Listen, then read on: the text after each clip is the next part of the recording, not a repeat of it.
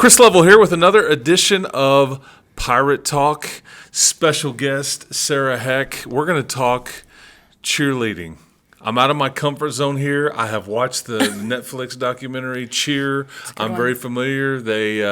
It's big over at Texas Tech. It's big at Lubbock Cooper. Cheer and all that stuff. And Coach Heck.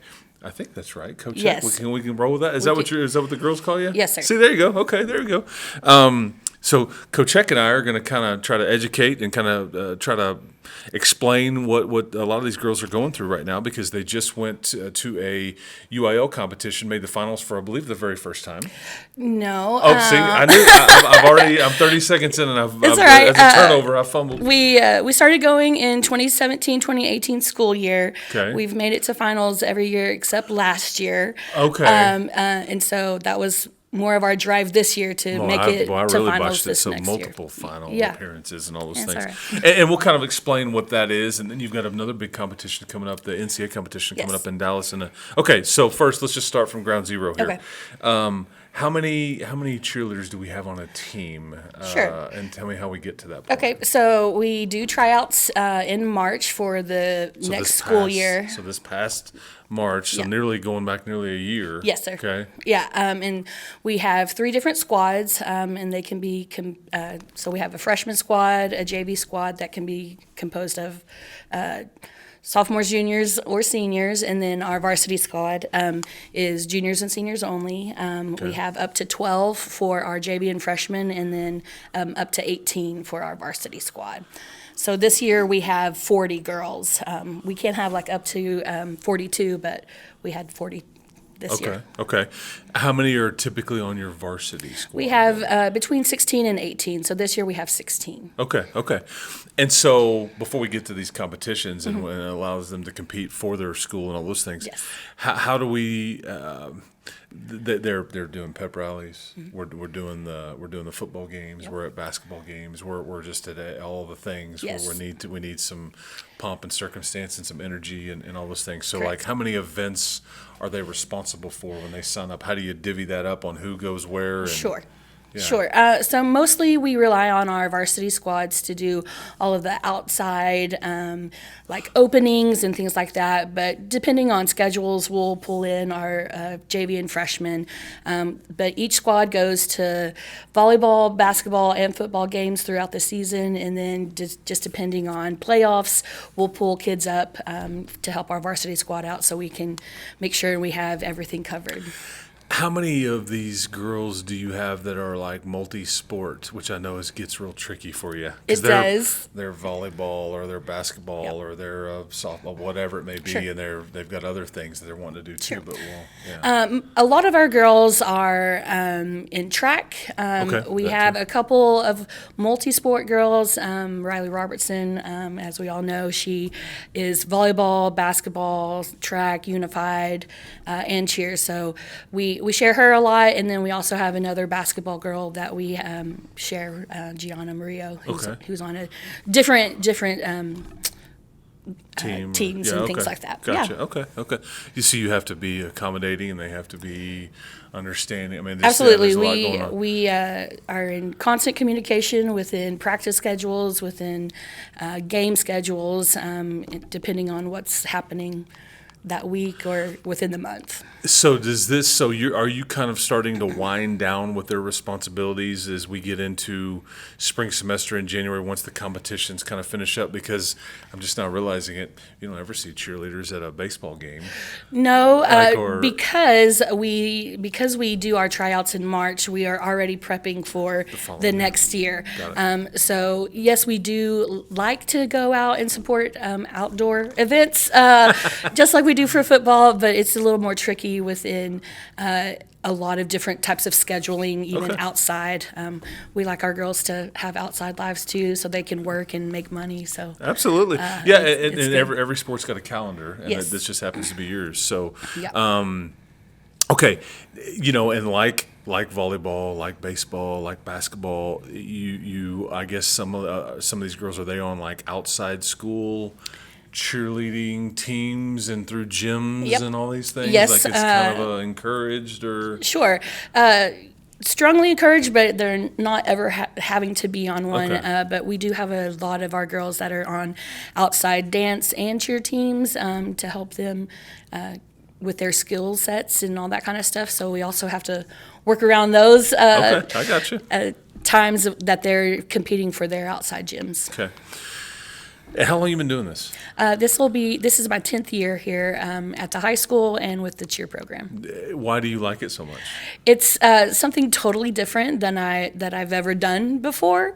When I got to the high school, they're like, "Hey, we have a new position that we think you would be great for because you're so jovial and spirited, and we think you would just fit right in." And I said, "Yes, ma'am," to Angie, and that's kind of how it started off. And I helped with Kendall Winchy, and then kind of grew it. And when she left, I took it over, and then it's growing so much that we were able to bring in Manny Smotherman 3 years ago, and now her sister to help out with the choreography. And then I'm like more of the behind the scenes logistical person that gets all the bus requests, all the things that all the girls need. Yeah, So, managing this yeah. this program.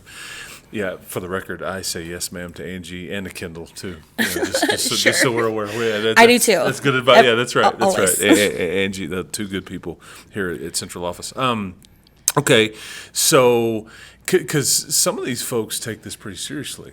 Yes. I know you probably take this very seriously. Absolutely. And I don't know if people like grasp this used to be. I don't know, I'm probably going to phrase some of these things wrong, so correct me here, but this used to be like an extracurricular and all that. Now it's under like the athletics banner and all that stuff. I mean, kind of explain Sure. what changes and kind of, because I don't think you've always been able to go compete at a UIL competition, but kind of take me through all these dynamics. Sure. So we've always kind of been under the extracurricular umbrella for UIL up until like 2015, 2014, where UIL and TGCA and Varsity Spirit came together to say, hey, we want to recognize the girls and boys that go out every day, day in, just like an academic UIL person would have to have like a state some type of championship, just to make sure that people understand how much work goes into cheer and how much they do outside of just the cheer program. So we don't really fall under athletics, but we do still abide by most of the athletics rules and regulations. But we are the Spirit is a UIL entity in and of itself, kind of like band or academic UIL, and then. And it's mostly right now cheer related, but it does involve like the Palm Squad and drill and things like that. But drill's more band. But they just started with those three organizations to help create the UIL Spirit Championship, and then it's taken off. I think that first one was in like 2015, 2016 school year. So and cheer and Palm are two separate entities. Yes. And teams and Correct. tryouts and all the things, uniform, the whole deal. All of it. All that stuff. Okay. For sure. So, because I'm aware, Texas Tech wins a lot of championships. Yes. And like, Navarro and Trinity Valley Yep. are these junior college powerhouses, and hence the Netflix documentary that was about it. So I'm learning about all this. These are athletes, one. There's a lot of injuries that occur. It's very stressful. Yes, it is. You deal with like the Russian judge type thing, like when you talk about Olympics, like I got, it was the figure skater, the Russian judge hosed me. Okay, so how do you start preparing for these competitions on what routine and how precise and how much practice goes into this stuff? Well, we start practicing in the summer with figuring out what type of music, what type of cheer that goes into it. UIL is different than NCA or your Texas Tech Nationals, where that's more of a routine-based. UIL is more game day, so you're judged on a band chant, so something that typically a band would do at a football game on Fridays or during basketball games. So what you would do when that band starts playing, what do the cheerleaders do? Well, we try to lead the crowd, and we Yeah, 'cause do you're motions judged and on dances. you're judged on crowd engagement is one of the Correct. things. Because Yeah. I hear rumors of like light sticks and all kinds of shenanigans with different some of the. No, we don't get to do those. We do have Okay. like props that we're able okay, to well, use. that's what okay, yeah, So that's what yeah. more so like signs, Yeah, okay. how to get the crowd involved with signs and the use of motions, and cheerleading is about voices, so Okay. a lot of voice projection goes into it. So we start doing all of those things. Abby and I do go out and ask for help from Manny and other cheer coaches around, just to see what the judges thought about their routines, to see how we can do better. We also look at our judges' scores from the previous years to see what they like and what they don't, and then try to figure out from there. And you can have an issue with a judge, can't you? Absolutely. It's very subjective on the day, just like even this past weekend, our day one. Which was in Fort Worth. This was the UIL Yes. competition, made the finals. Not their first finals appearance. So we've all right. made that multiple times, yes. Yes.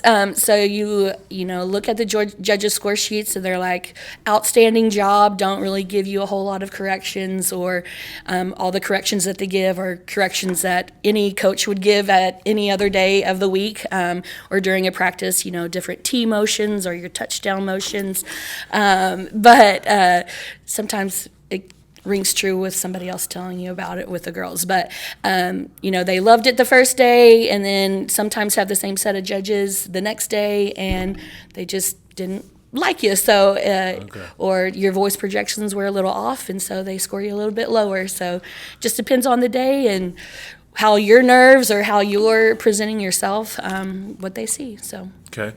And like, when we look at a cheerleading, do we go squad or team? You could say squad. Squad. Okay, so the squad. We like in football, it's like, okay, quarterback, offensive line, your defense, whatever. But now here we have a flyer, we have a base. Yep. We have a back Spot. See, okay. Yep. Am I missing any? So within the bases, there's a main base and a side base. Okay.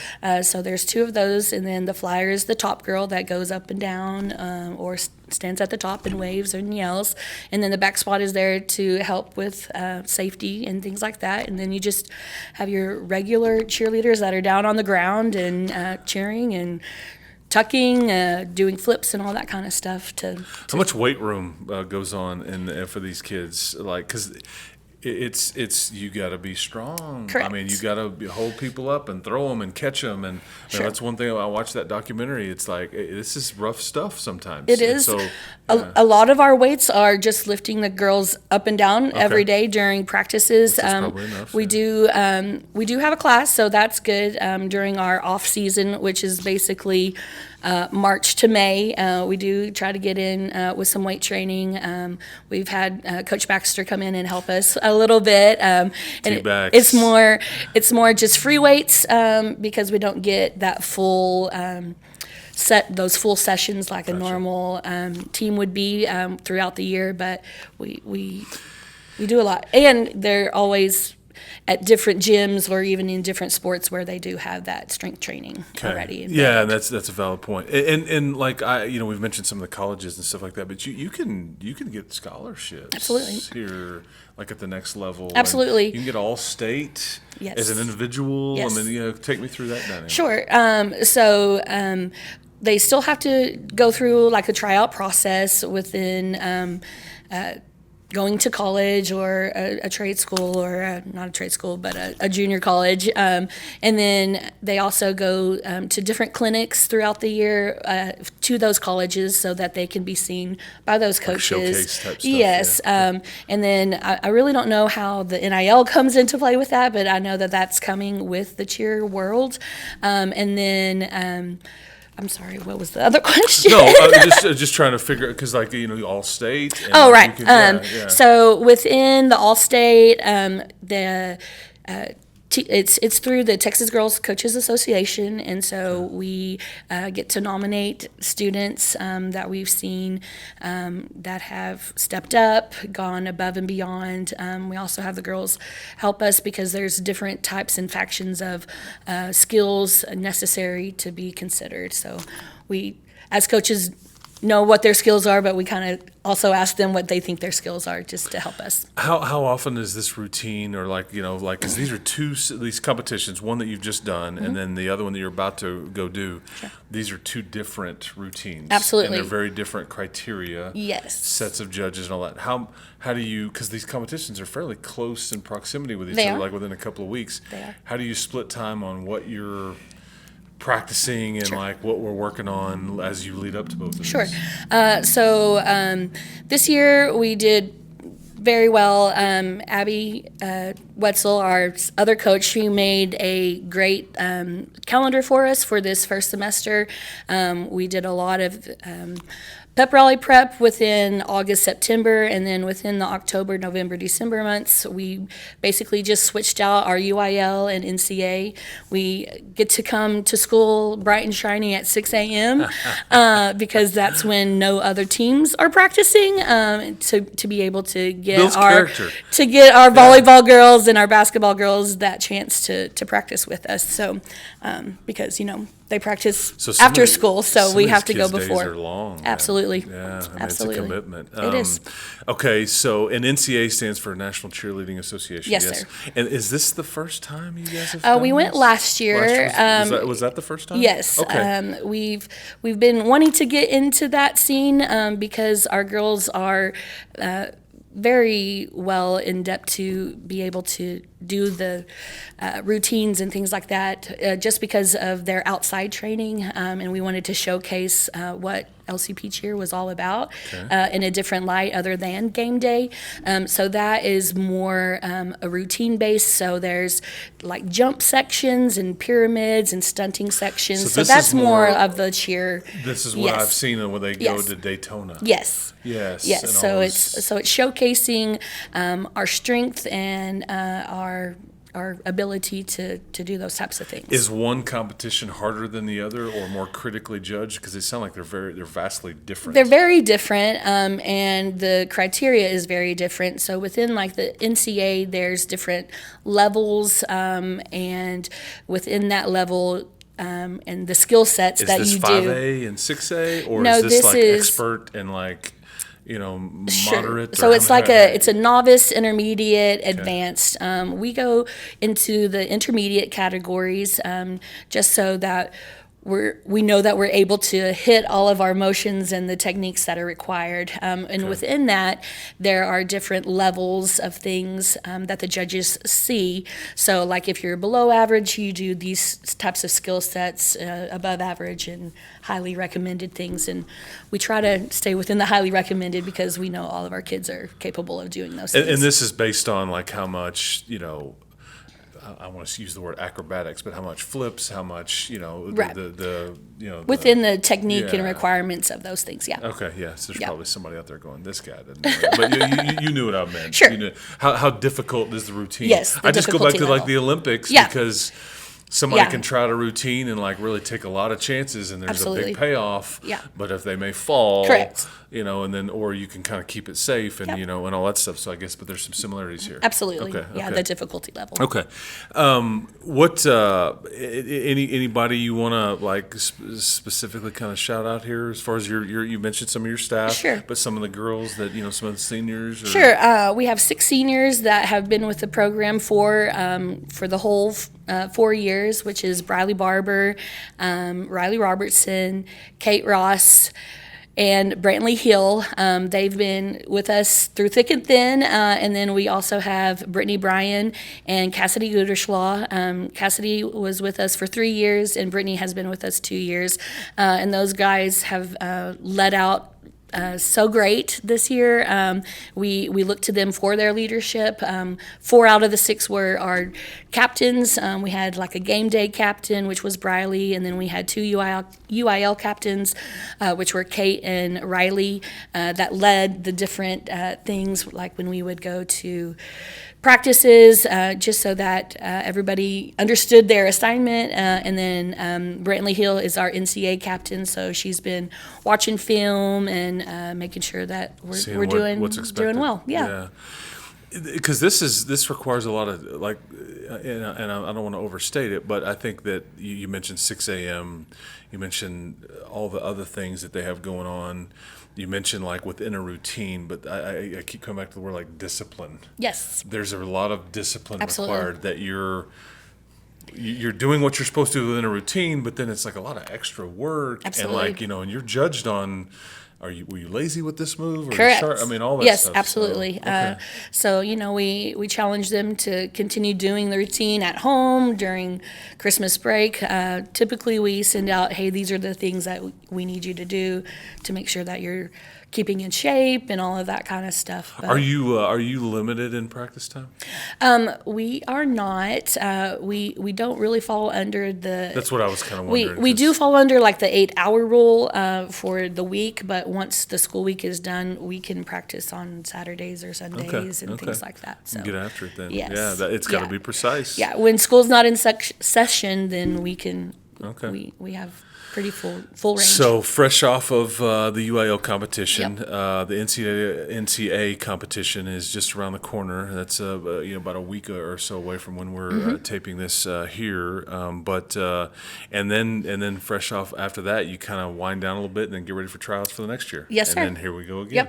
Yep. Yes, and we have to remind the girls that we're not finished yet because we always have our basketball playoffs Oh, and yeah. all of that Yeah. kind of stuff that Yeah. we get ready for. They, those seniors like to have senioritis, but we still push them One and foot out do the the door. things Yeah, for sure. that's right. Yeah, just wanted to mention though that these routines are between 2.5 minutes to 3 minutes long. So it's basically like running a full mile in 2.5 to 3 minutes with all of the Elements elements and everything, things yeah. like that. What's and like taking a test. Yes. You just happen to be doing taking Yep. the test in front of everybody, Yep. where everybody gets to grade you immediately. Yes. Yeah. Okay. Well, I mean, I thought this was a great way to kind of showcase your program Yeah, and kind of we explain appreciate it. explain a bit. Absolutely. Because I think a lot of the general public doesn't really grasp all that goes on there. They just For sure. see cheerleaders at a football game or Yeah. whatever it is, and there's a lot more to it than that. Yes, as there we've is. established here. Absolutely. So, well, Sarah, you do a great job. I appreciate you being on you. the show, and good luck. Thank you. Yeah, good luck. We're and excited. Safe travels to Dallas for NCA and all that stuff. But with that, for Sara Heck, for Colton Coons, our producer and engineer, this is Chris Lovell. This has been another edition of Pirate Talk.